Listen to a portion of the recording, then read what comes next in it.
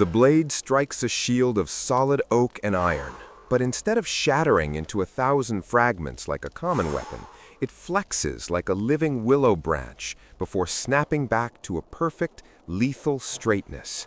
In the heat of a chaotic 8th century skirmish, a warrior looks down at his sword, and Ulfberht, and realizes he possesses something not just rare, but seemingly divine.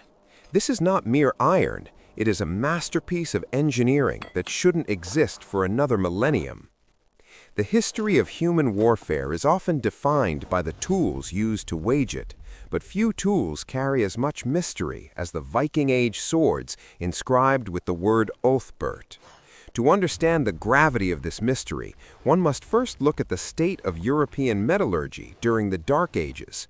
Most swords of that era were made from bog iron, a low-quality ore that resulted in blades full of slag and impurities. These swords were brittle and soft. Warriors often had to step out of the shield wall to straighten their bent blades with their boots. However, the Ulfberht was different. It was forged from what modern scientists call crucible steel. This material required a temperature of nearly 3,000 degrees Fahrenheit to liquefy the iron and remove the impurities, a feat of thermal engineering that Europe officially mastered only during the Industrial Revolution. Archaeologists have recovered about 170 of these genuine blades scattered across northern Europe and Scandinavia. The question that haunts historians is not just how they were made, but where the knowledge came from.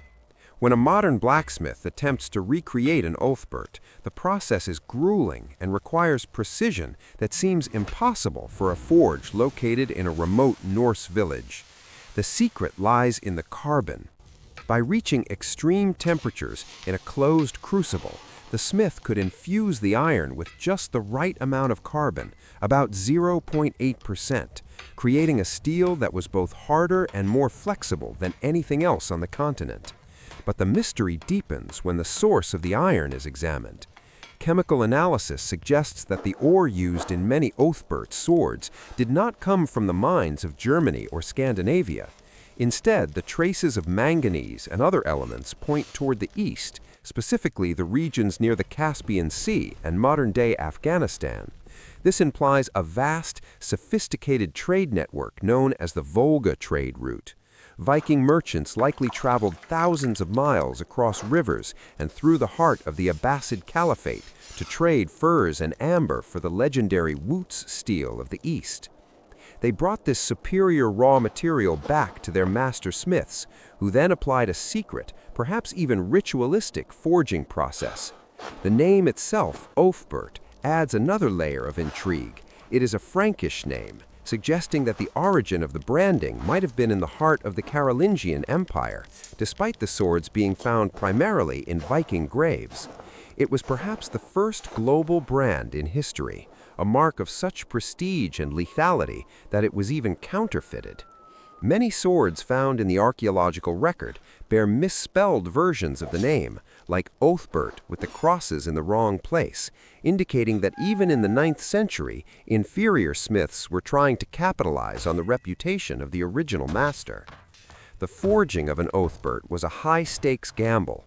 If the temperature dropped even slightly, the crucible would fail, and the precious imported steel would be ruined. If the cooling process was too fast, the blade would crack.